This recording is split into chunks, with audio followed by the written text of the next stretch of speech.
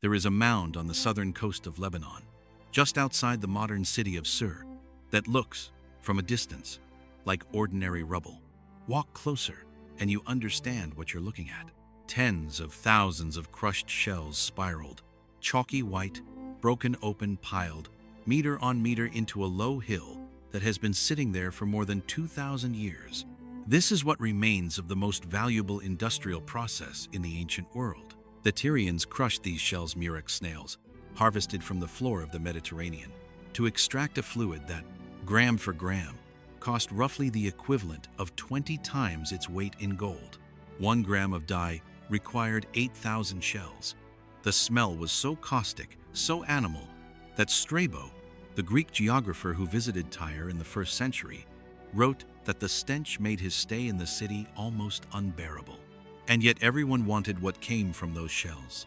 Tyrian purple, the color of emperors, of high priests, of anyone in the ancient Mediterranean world who needed to announce, without words, that they held power. This is the city Jesus walked into, not a village, not a quiet fishing harbor, one of the wealthiest, most commercially aggressive, most cosmopolitan port cities in the Roman world. And to understand what happened there, why he went, what he found, what it meant, you have to understand Tyre first. Because Tyre, in 31 in the Common Era, was not a backdrop, it was a world. The city sits on a finger of land, jutting into the Mediterranean, a peninsula that was, until 3 centuries before, an island. Alexander the Great built a causeway to reach it during a 7-month siege that ended with 8,000 Tyrians killed and 30,000 sold into slavery. The causeway was never removed. Silt accumulated on both sides and widened it over centuries into the promontory you see today. The city rebuilt itself on Alexander's bones and went right back to business. That is perhaps the most Tyrian thing about Tyre. It always went back to business. Under Rome, Tyre is a free city. It mints its own coins. It runs its own courts. It is the financial engine of the Phoenician coast, exporter of purple textiles, center of trade, natural port for the routes linking Damascus and the eastern interior to the Mediterranean Sea. The harbor on the north side is thick with merchant vessels. Cedar, glass, grain, tin from as far as Britain, silk from the east, olive oil from Galilee. That last item is worth keeping in mind. From a single reference in the Acts of the Apostles, we know that Tyre depended on Galilee for its food supply. The region Jesus came from was feeding the city he had just walked into. The economic relationship ran in one direction. The cultural gulf ran in the other. Walk the city from its southern gate. The colonnaded road runs north toward the harbor, marble paved, lined with statues of gods you don't recognize. Melkart, the lord of Tyre, half-divine king who founded Carthage and taught navigation to the Phoenicians. Astarte, goddess of the sea and of desire, smaller shrines to Baal tucked into building corners. The public baths are open. The marketplace moves at the pace of money, fast, loud, multilingual. Aramaic from the Jewish quarter on the eastern edge of town. Greek from the merchants and the educated. Phoenician still spoken by the old families. Latin from the Roman administrative presence. This is not a city that speaks one language or worships one god or answers to one cultural logic. It is, in the most literal sense of the word, a Gentile city. The dye works are on the western edge, near the water. You can smell them from 3 streets away, caustic, animal, mineral sharp. Workers break open the shells by the thousand, extract the gland, expose the fluid to light. It turns green, then red, then the color of old blood viewed at an angle. Deep, lustrous, unmistakable. The purple that stains the hands of Tyrian workers for months after a season's production is the same purple that will eventually drape Roman emperors. The same purple used in the Jerusalem temple's curtains. It comes from this smell, from these hands, from this city. Founded, according to its own priests, around 2,750 years before the Common Era, Tyre is one of the oldest continuously inhabited cities on earth when Jesus walks into it.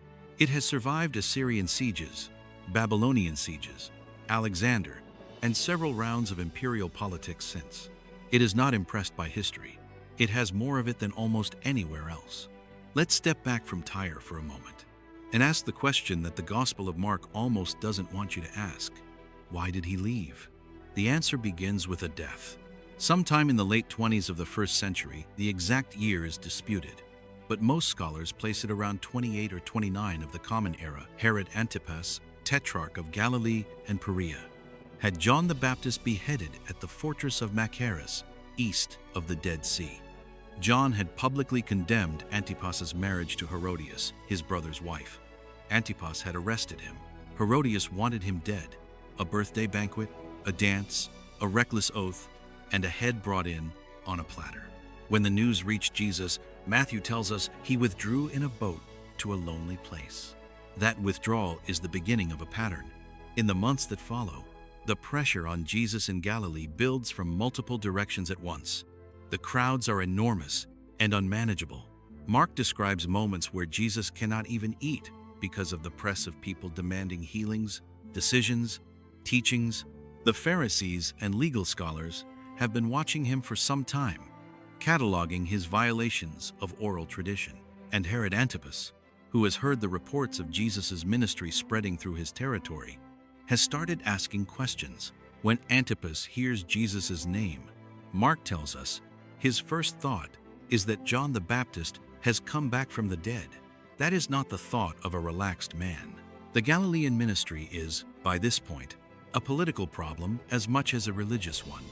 The regions of Galilee and Perea were Antipas's domain.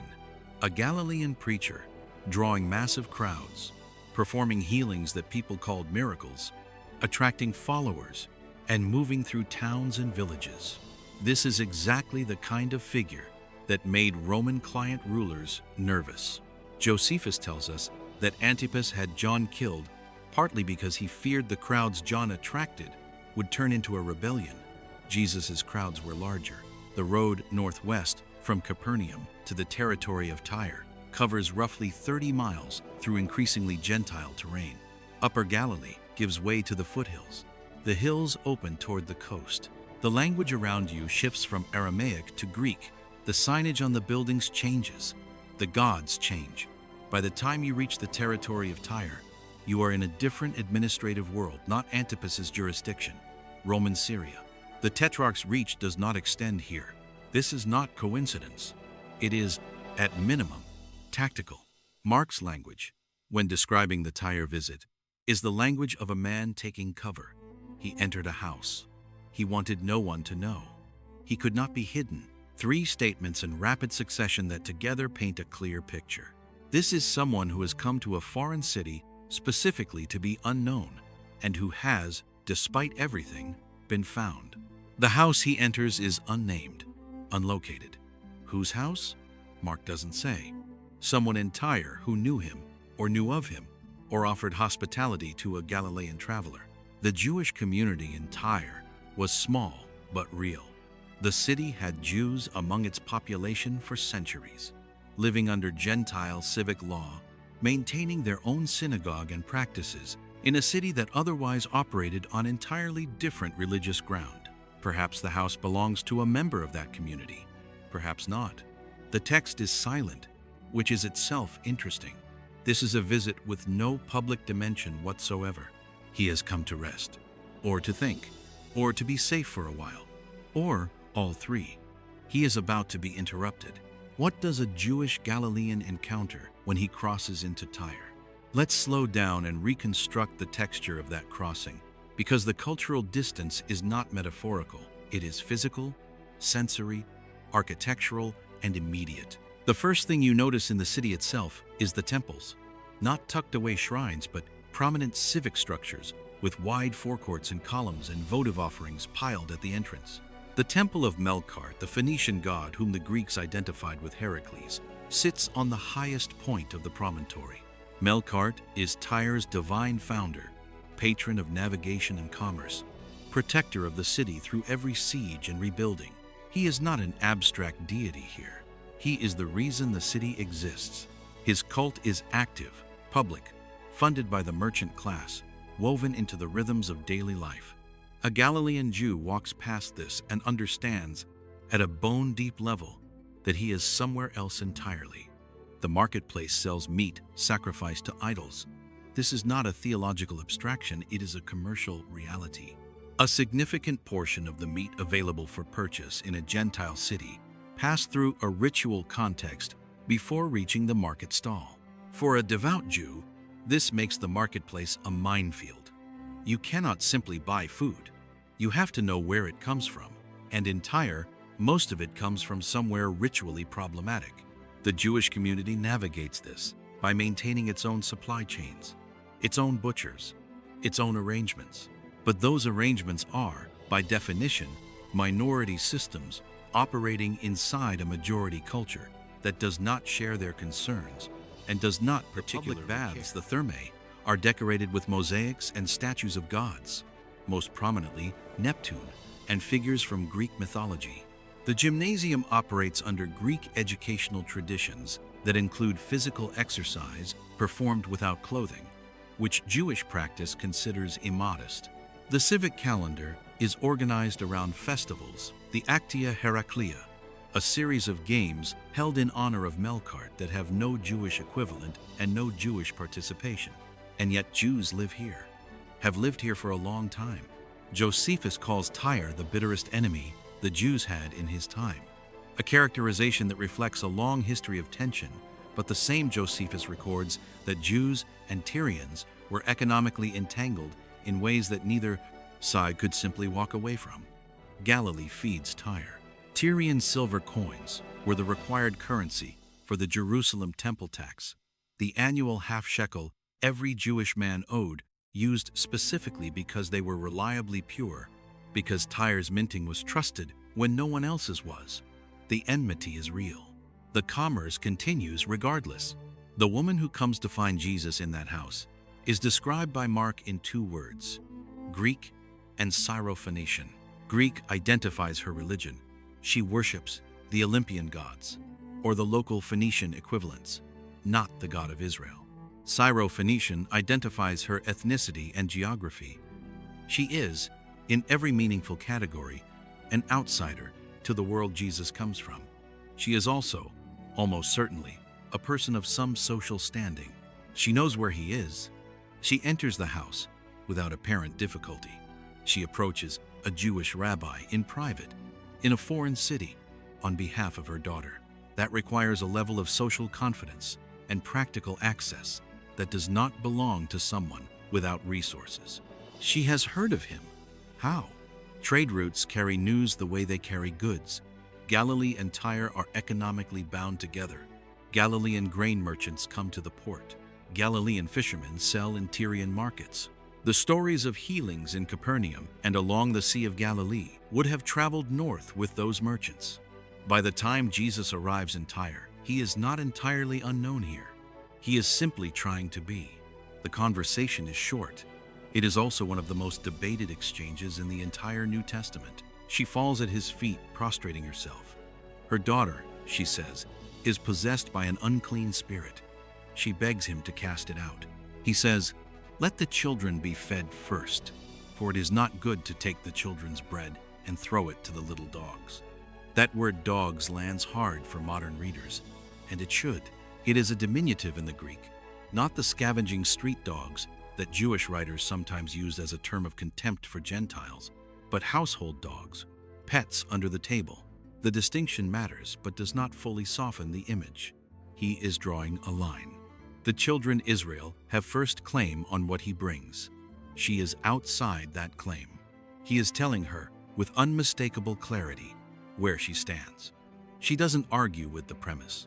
She accepts it and finds the opening inside it. Yes, Lord, but even the little dogs under the table eat the children's crumbs.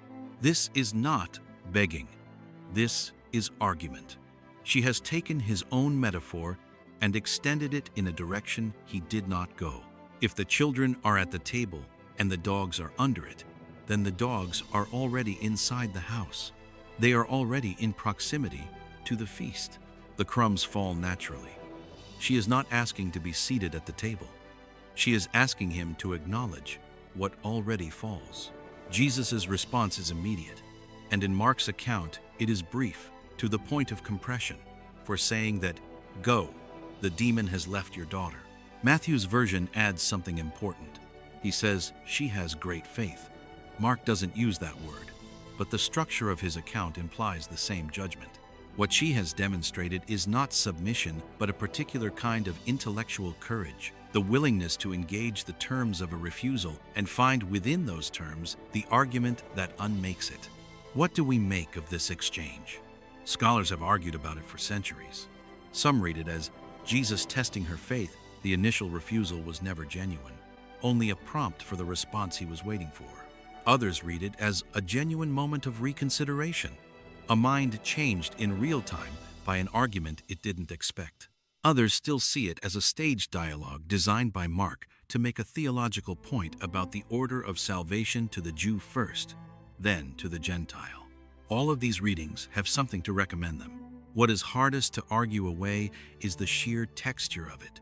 The exchange has the quality of real conversation, the friction, the give and take, the moment when one party's certainty meets another party's refusal to accept that certainty as final. Whether Jesus was testing her or genuinely reconsidering in that moment, the record Mark gives us is of a woman who did not accept the first answer and a man who changed the second one. The daughter is healed at a distance. The woman goes home and finds her lying on the bed, the affliction gone. He never sees the daughter. He heals her through a wall, across a city, on the word of a pagan woman whose argument was better than his first response. There is a line in Paul's letter to the Romans, written roughly 20 years after the events in Tyre, that reads, "To the Jew first, and also to the Greek." It appears almost like a formula, a compressed summary of something the early church had already argued through and largely settled by the time Paul writes it down. The Tyre episode is one of the places where that argument began. Consider the sequence. Before Tyre, Jesus' ministry is entirely focused on Galilee and Judea, on Jewish towns and Jewish synagogues and Jewish concerns. The exceptions are notable precisely because they are exceptions. A Roman centurion whose faith surprises him, a Samaritan woman at a well. After Tyre, the geography of the mission has shifted. From Tyre, Mark tells us, Jesus goes to the Decapolis, another Gentile region, and heals a deaf man there. The circle of engagement is widening. Whether this was gradual intention or genuine expansion, the geography after Tyre is different from the geography before it. And then there is what Tyre becomes in the decades that follow. The author of Acts records that a Christian community in Tyre existed already during the dispersion that followed the death of Stephen, which means within a few years of the crucifixion. How it got there, Acts doesn't specify. By the time Paul passes through Tyre at the end of his third missionary journey, the community is substantial enough that he stays an entire week.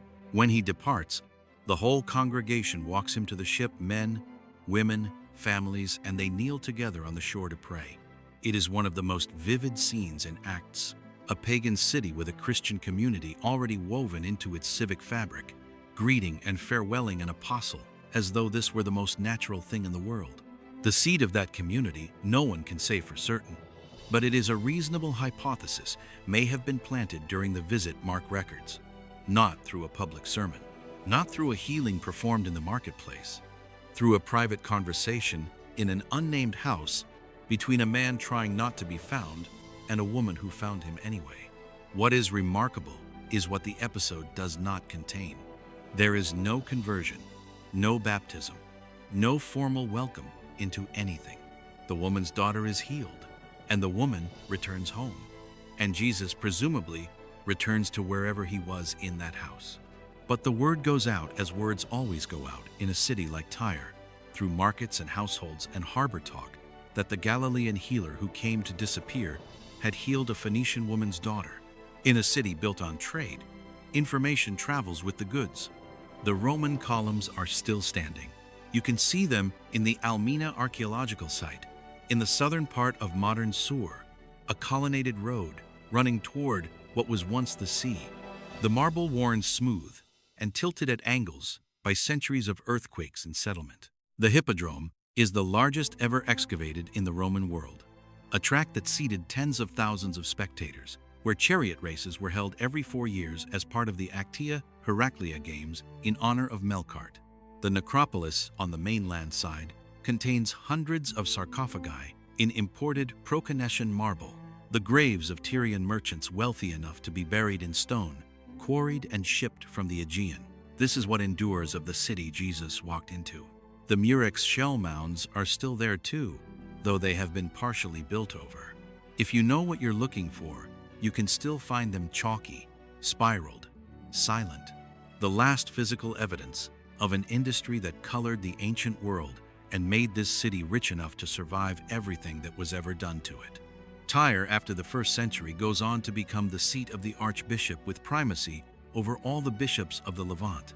In 315 of the Common Era, the Cathedral of Paulinus is constructed there, considered one of the oldest churches in recorded history.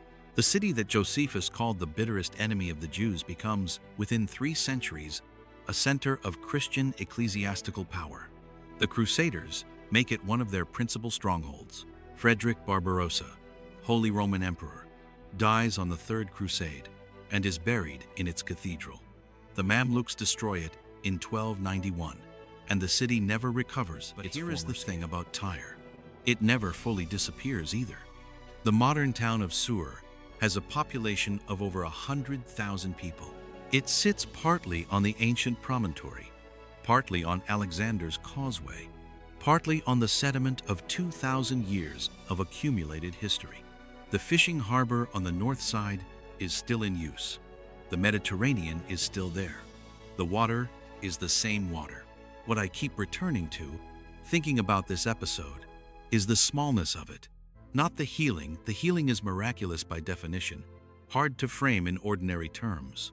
But the conversation, a Galilean man in a borrowed house, trying not to be seen. A Phoenician woman in a city built on commerce and dye and centuries of hard-won autonomy, who hears that someone with an unusual capacity for healing is in her city and decides, without hesitation, to go find him.